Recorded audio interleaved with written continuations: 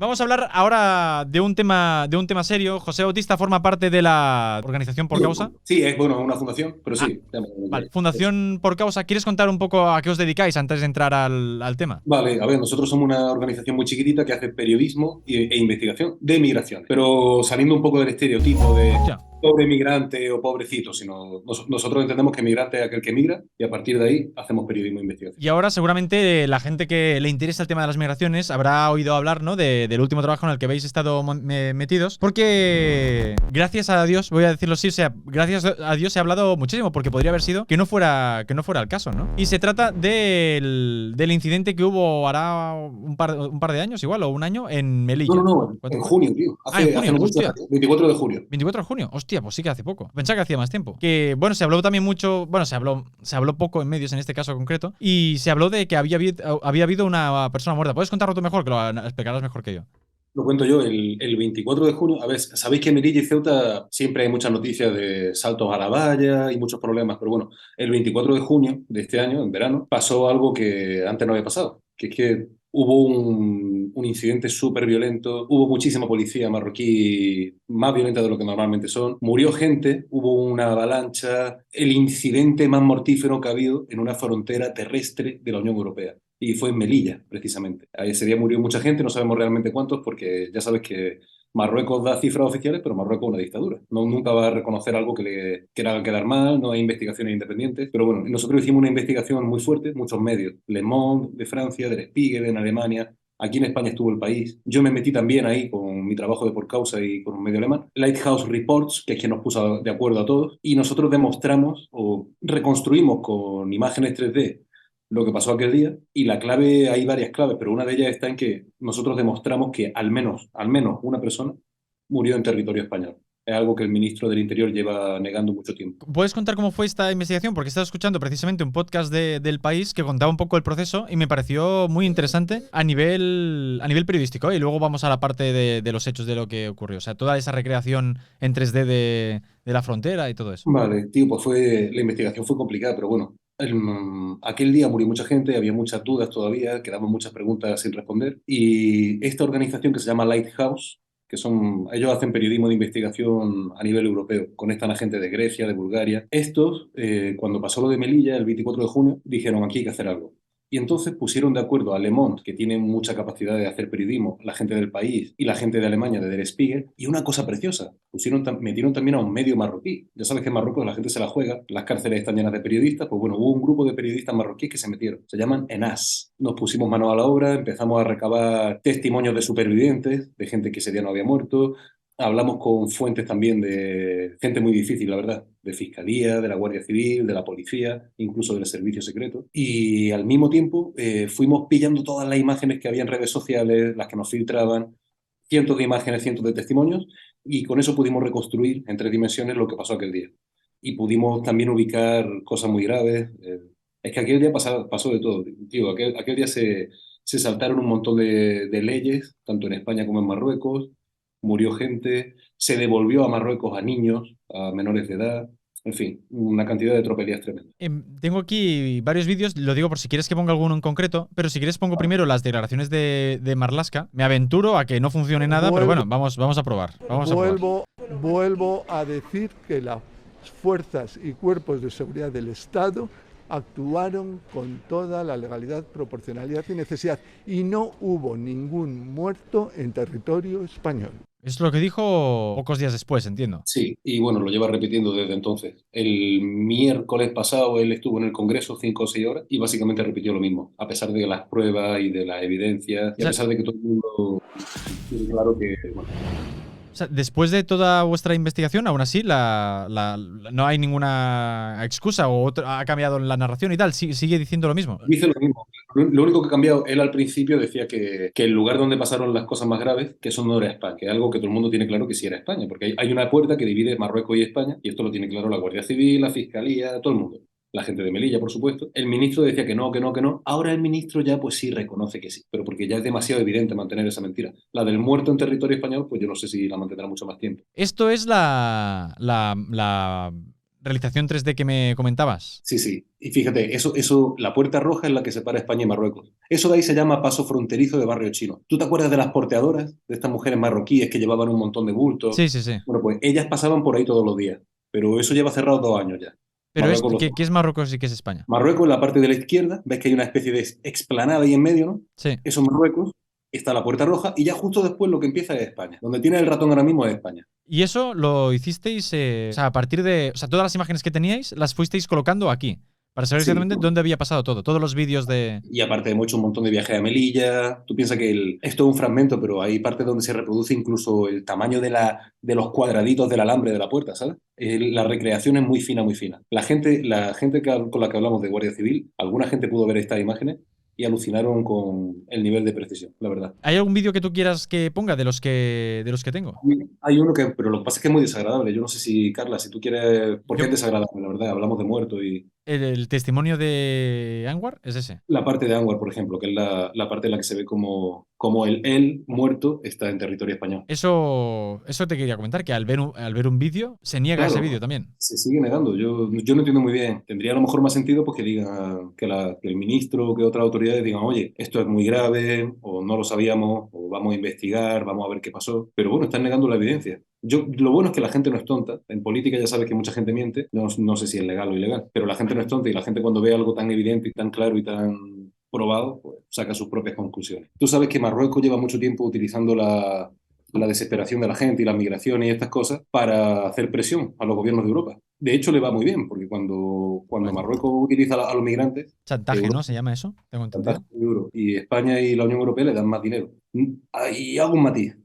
No se lo da a Marruecos, se lo da al gobierno de Marruecos o a la dictadura. Todavía si ese dinero fuera para la gente, pues mira, pero sabes que no. Aquel día con la recreación hemos podido incluso mostrar cómo Marruecos deja que la gente se acerque a un sitio muy peligroso que es el paso fronterizo este que veíamos. Aquello le llaman la ratonera a mucha gente, ¿sabes? Imagínate. Por cierto, tío, antes te estaba escuchando y oye, tú tienes todas las de la ley para presentarte como periodista, macho. Tú tienes que estar orgulloso. Tú estás haciendo unos reportajazos, macho. Es que como no quiero centrar nunca yo el debate ni el tema en si soy o no soy periodista, ¿sabes? Entonces digo, pues no me presento así y ya está. Sí, pero que hay gente que tiene la carrera y estas cosas y hace un trabajo pésimo y nos deja en mal lugar a todos.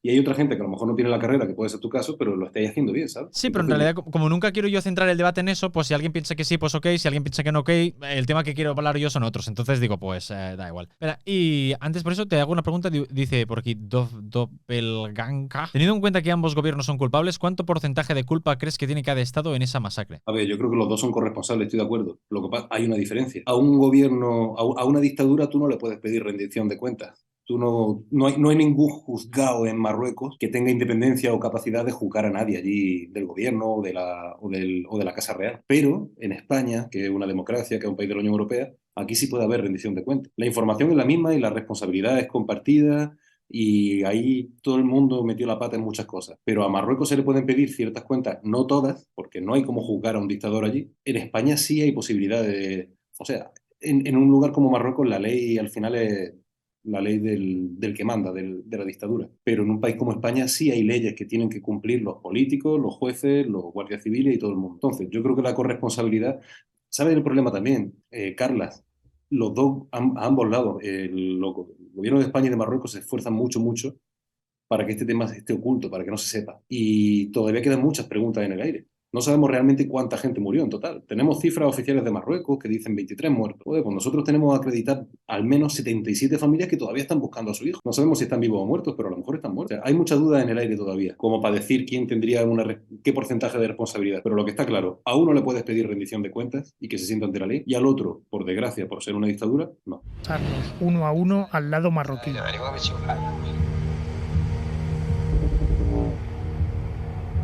Es una maravilla eso, ¿eh? Las fuerzas de seguridad marroquíes entraron en España por este pasillo y empezaron a devolver a los refugiados a la fuerza a Marruecos. Entre ellos un menor de edad, tío, que eso es muy grave también, ¿sabes? Eso es totalmente ilegal. Un menor de edad. Un menor de edad se llama Samir.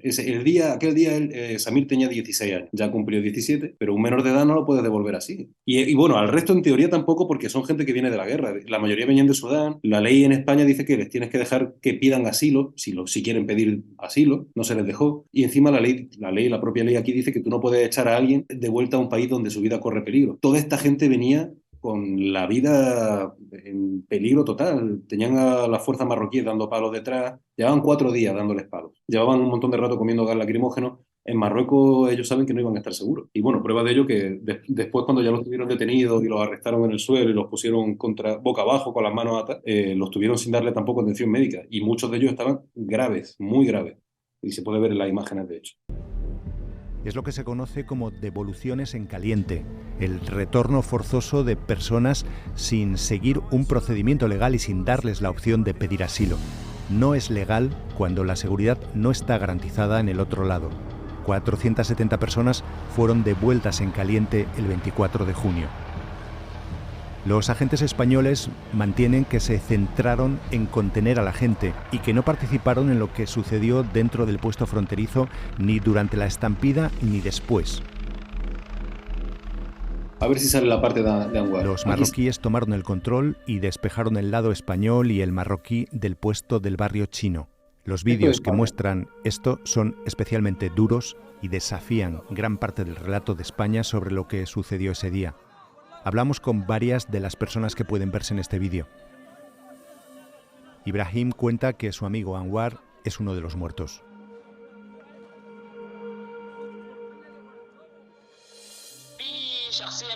Puedes ver a Anwar en el vídeo. Le mataron ante mis ojos. Hubo una carga intensa de gases lacrimógenos que ahogó a mucha gente. Entonces, un agente marroquí le golpeó en la cabeza por detrás. Y cuando no podía respirar, otro soldado saltó encima de su pecho con sus botas. Cuando se dieron cuenta de que estaba muerto, cogieron toda la basura y la usaron para cubrirle. El chico de la camisa de rayas. Abdul Aziz Yaqub, conocido como Anwar, amigo de Ibrahim. Cuando el cuerpo de Anwar fue recogido por los agentes marroquíes, estaba tirado junto a la puerta del puesto fronterizo en el lado español.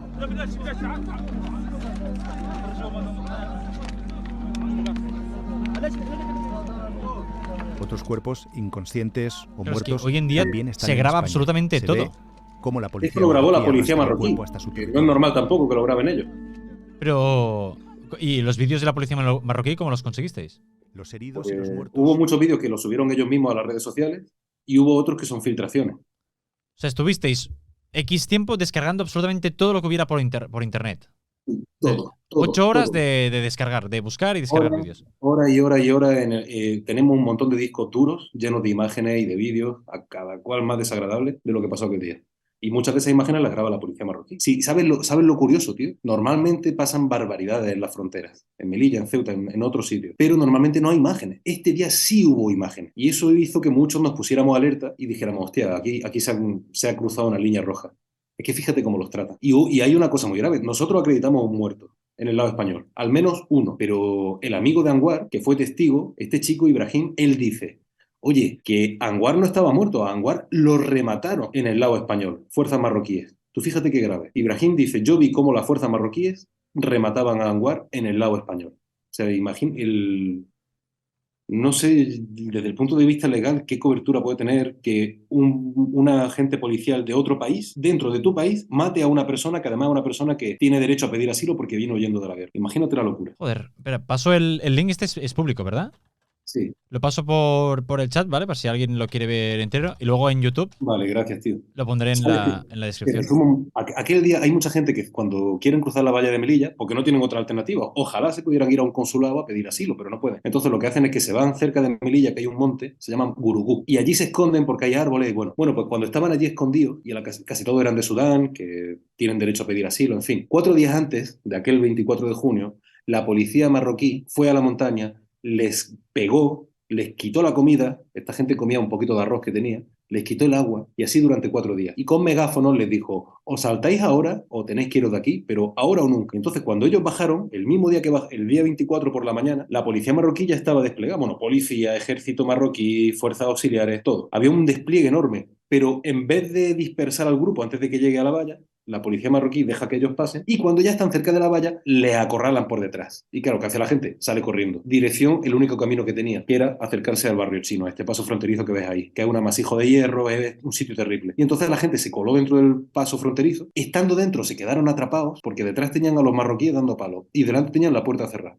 esa que ves ahí, la imagen roja. Claro, estando ahí dentro, les empezó a caer una lluvia de gas lacrimógeno. Hay un fragmento de 8 minutos en el que nosotros contamos 20 bombas de gas lacrimógeno. Tú imagínate lo que esa gente se tragó aquel día. Y era gente que venía de 4 días sin comer, sin dormir bien, casi sin beber agua. Venía muy débil. Claro, con el gas lacrimógeno cunde el pánico. Tú sabes que es ilegal utilizar gas lacrimógeno para dispersar a la gente cuando están encerrados en un sitio, porque al final produce una catástrofe. Cunde el pánico y hay una avalancha, como pasó aquel día. Y claro, en el momento en que ellos logran romper la puerta para entrar a España, justo en ese momento entra la policía marroquí por detrás dando palos, avalancha, hay una estampida y justo en la puerta se crea un grupo, una montaña de cuerpos, de personas, que es la que has visto en la imagen de antes. Y ahí es donde muere Anwar y probablemente murió mucha más gente. Las imágenes hablan solas y son muy desagradables y ha sido muy difícil hacer esto, la verdad.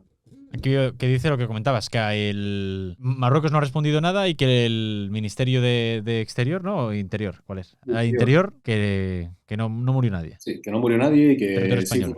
se hizo todo impecable y que... Pero todo eso que estamos viendo, ¿es una excepción? ¿Fue algo excepcional que pasó ese día? ¿O desgraciadamente es más habitual de lo que pensamos? Esto pasa con frecuencia, sobre todo en el mar, en el Mediterráneo, un poco en el Atlántico, que bueno, violencia contra gente que necesita ayuda y en vez de recibir auxilio y ayuda lo que recibe son palos o se le devuelve a un lugar peligroso como puede ser Marruecos o Libia, pero lo de este día nosotros no tenemos constancia de un día tan mortífero en una frontera terrestre, además de la Unión Europea. ¿Ha podido pasar antes? Puede ser, pero no tenemos ni pruebas ni imágenes. De este día, sí. Hay pruebas, hay imágenes, hay muchísimos testimonios y hay un montón de familias que todavía están buscando a su hijo o a su hermano y ahí está el tema todavía. Han pasado 5 meses ya. Aquí, claro, fíjate qué sitio más horrible para intentar saltar la valla. Es un amasijo de hierro por todos lados. Las puertas están... ¿Cómo sería la estampida y la desesperación de la gente? Que esas 2 puertas que ve ahí son puertas blindadas. Eso es jodidísimo romperlo. Y miden 6 metros de alto. Bueno, pues cuando rompieron la primera, de la avalancha que hubo, la segunda se rompió como si fuera papel al macho. Se rompió entera, reventó. Ahí había 700 personas metidas, desesperadas, comiendo gas lacrimógeno, muy debilitadas. Y bueno, ahí es donde tuvo lugar, es el punto central de la masacre de aquel día. No el único, porque hubo más sitios, pero ese es el central. Fíjate, esta imagen es un representante del Ministerio del Interior explicando que sí, que de aquí para allá Marruecos y de aquí para acá España. Lo mismo que el ministro estaba negando en público hasta hace muy pocos días. Sale barato mentir aquí, compañero. Joder, la valla que se salta, ¿qué es? ¿Primero esta y después esta? ¿O son 2 vallas? Ahí, a ver, eso como es un paso fronterizo, ahí hay un montón de vallas. Y en el resto de Melilla normalmente hay 4 o 5 vallas. 3 del lado español y 2 del lado marroquí. Pero bueno, ahí lo que hacen es primero entrar por la parte de la izquierda y después intentar colarse ya para adentro hacia la parte española. Tú piensas que Marruecos es lo que hay, desde la línea verde hacia allá. Y fíjate que está la puerta roja ahí a la izquierda. Sí, es por aquí. Las imágenes de las fotos que vemos normalmente son aquí. Exacto, Hostia, ellos entraron ahí, se quedaron atrapados, en un momento rompen la puerta y ya entran a España. Y justo cuando entran, pues pasan por estos pasillos, saltan por todos lados, por el techo, como pueden. Tú imagínate la desesperación, ya vas haciendo 4.000 kilómetros a pie, te han esclavizado, te han pegado, vienes huyendo de la guerra, te saltan lo que sea, te juega la vida ahí.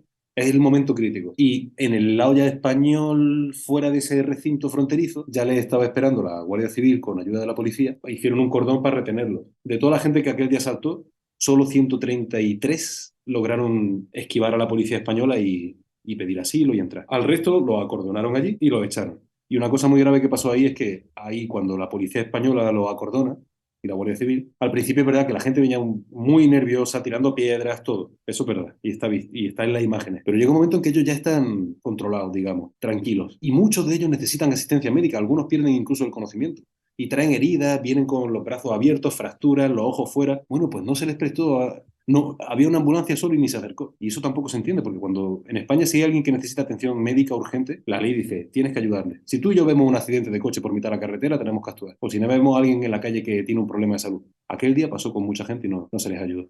Fíjate ahí cómo están metidos dentro del paso fronterizo y Marruecos les bombardea de gas lacrimógeno. Alguna viene de España también, pero sobre todo de Marruecos. Se les fue la mano, pero de una forma tremenda. Y no ha habido ninguna consecuencia. No, ninguna consecuencia política. Consecuencia ha habido para las familias de esta gente que no saben ni dónde están los cadáveres de su hijo y para la gente que quería ayuda y pedía ayuda y soñaba con tener derechos en Europa, se dan cuenta de que no. Pero a nivel político no ha habido ninguna consecuencia. Y ahora a nivel político el máximo responsable de aquella masacre y de las mentiras que ha habido después es el jefe, digamos, de las fuerzas policiales en España, que es el ministro del Interior. Hablando contigo alguna vez me has comentado que el sistema antimigratorio actual no tiene mucho sentido. Eso porque... Uf, por muchas razones. Para empezar, porque todo está diseñado ahora para que la gente no se pueda mover o para que la gente no pueda entrar. Que, tío, la política antimigratoria está hecha para que la gente no migre. En realidad, el ser humano migra. Desde que hay registro histórico, por una razón o por otra, porque se enamora la gente, por guerra, por hambre, por lo que sea, pero la gente se mueve. Si tú te dedicas solamente a ponerle muros al mar o a la tierra, al final, pues, consigues varias cosas. Gastas mucho dinero, porque todo esto es carísimo. Aquí hay un grupo de empresas haciéndose de oro con este tema. Por otro lado, gente que quiere vivir, que quiere lo mejor para su familia, que tiene derecho a pedir ayuda, porque son con perfil refugiado, no tienen otra alternativa que jugarse la vida. O montarse en una barca y echarse al mar de noche, o intentar saltar las vallas de Melilla o Ceuta, y has visto tú lo que pasa cuando lo intentan. Es muy violento. Y luego, por otro lado, está la cuestión, alguna gente dice, esto es utilitarista, tal. Llevan un poco de razón. Lo primero está, hay derechos humanos y se tienen que respetar. Pero es que además de haber derechos humanos, países como España o Francia, los países de Europa son países súper viejos. Aquí o viene gente joven de fuera, o esto se va al garete. El sistema de pensiones no funciona, la recaudación de impuestos tampoco. Tú y yo pagamos nuestros impuestos de nómina o de autónomos y aparte pagamos impuestos cuando compramos algo en el supermercado, el IVA. Estas personas, como no pueden tener contrato de trabajo porque no tienen papeles, pues hay muchos impuestos que dejan de pagar. No porque quieran, sino porque no pueden. Incluso, tío, con el tema de la pandemia se vio muy claro. A nivel sanitario, tener a un montón de gente sin papeles, con miedo a ir al médico cuando tiene un pequeño problema, es un problemón no solo para esa persona, para toda la sociedad. Si tú o yo vamos al médico cuando empezamos a tener un problemita aquí, rápidamente con una pastilla o con 2 días de descanso, solucionado. Si tú y yo vamos al médico 2 meses después porque nos daba miedo ir, vaya a ser que llamen a la policía, vaya a ser que me echen de aquí. Cuando llegas ya tienes un problemón y al final es un sinsentido. No hay vías seguras para migrar, pero la gente va a seguir migrando. ¿Tú sabes por qué antes la gente migraba por otros sitios, pero ahora la gente empieza a irse por Melilla, por Ceuta, por Canarias? La migración es como una especie de río. En el momento en que tú cortas el río, el agua al final se enfanga, se hace ahí un embalse, un pantano y desborda. Y fluye por otro sitio, pero al final el agua va a seguir fluyendo. Con las personas que migran pasa igual. En 2015, ¿tú te acuerdas? Se decía la crisis de los refugiados. Mucha gente intentaba llegar a Europa por la ruta de los Balcanes, por Grecia, por Serbia, por Hungría. Aquella zona la cerraron entera. Hay muros, eso está lleno de muros ahora mismo.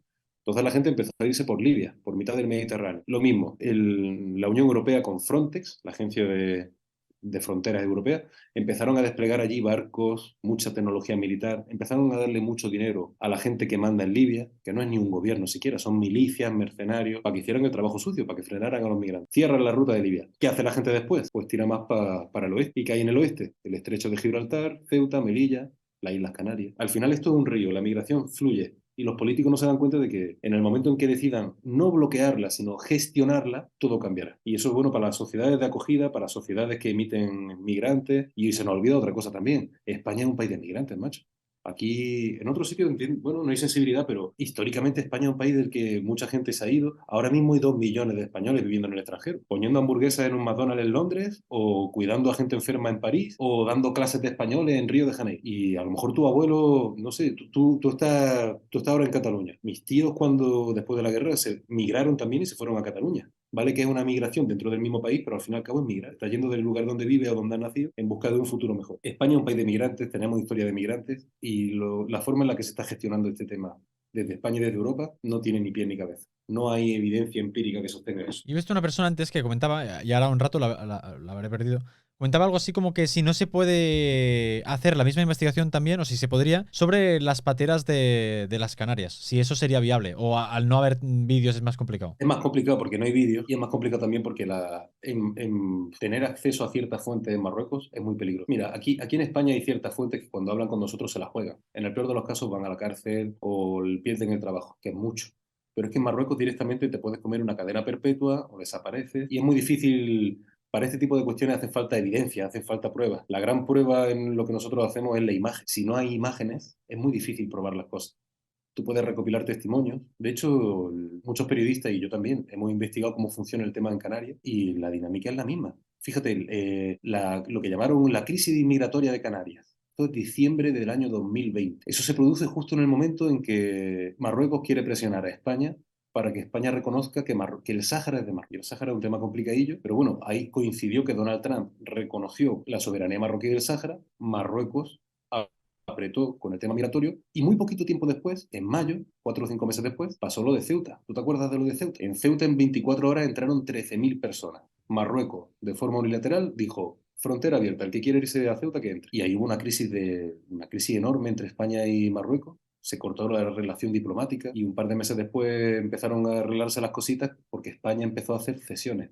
Y una de las cesiones fue una carta del presidente Pedro Sánchez al rey de Marruecos diciendo: sí, bueno, reconocemos que el plan de Marruecos para el Sáhara es la solución más seria. España le compró a Marruecos el tema el relato del Sáhara, y a cambio Marruecos, o la dictadura de Marruecos, redujo la presión migratoria. Hay otro dato, esto que estábamos viendo de Melilla, esto tuvo lugar el 24 de junio, por la mañana, 3 días antes de la cumbre de la OTAN, que es un momento clave. Y en la cumbre de la OTAN hubo un tema muy fuerte, que fue debatir si Ceuta y Melilla estaban dentro del paraguas de la OTAN en caso de que hubiera un problema con. Y otro tema que se habló en la cumbre de la OTAN, que eso era la primera vez en la historia de la OTAN que se mete decir o considerar la migración como una amenaza híbrida. Que otros países utilicen a los migrantes para hacer presión a gobiernos democráticos ya se considera una amenaza híbrida por la OTAN. Y esto en realidad lo hace incluso un país miembro de la OTAN. Primero que empezó a hacer esto con muy buen resultado, con mucho dinero a cambio, fue Turquía. Marruecos está siguiendo el ejemplo de Turquía.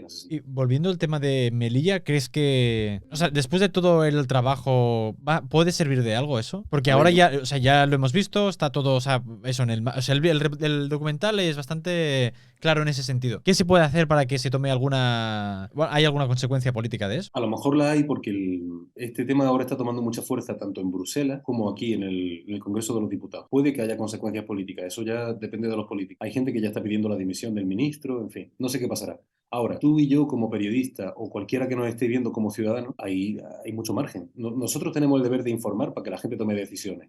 Y en democracia la gente decide en la urna. Si la gente ve que un gobierno determinado le está mintiendo o está siendo autoritario o está reprimiendo a gente que lo único que necesita es un cable, lo que hace es darle un palo en la boca, bueno, pues ahí los ciudadanos pueden decidir si apoyan o no apoyan eso. Son libres. Nosotros lo que hacemos es traer información. Esto pasó en Melilla. Al menos una persona murió. Había gente que necesitaba atención sanitaria, no se le dio. Había incluso menores de edad a los que se les expulsó de vuelta a una dictadura donde su vida corre peligro. Eso es de recibo en un país decente. Cada ciudadano puede responderlo y decidir en consecuencia. Pues muchas gracias, en serio, por tu tiempo y por haberlo contado todo tan claro, la verdad. Gracias a ti. Yo creo que me he ido un poco por las nubes, pero... No, que va. Estaba absorto. Y compa, un abrazo y gracias a ti por hacerte eco de una investigación como esta. Y un saludo muy fuerte a toda la gente que nos esté viendo. Un abrazo. Muchísimas gracias, Acabas de ver un fragmento de un directo de Twitch, investigaciones en directo, entrevistas, charlas y mucho más. En este canal podrás recuperar los mejores momentos. Y recuerda, cada miércoles nuevo reportaje de investigación en mi canal principal de YouTube.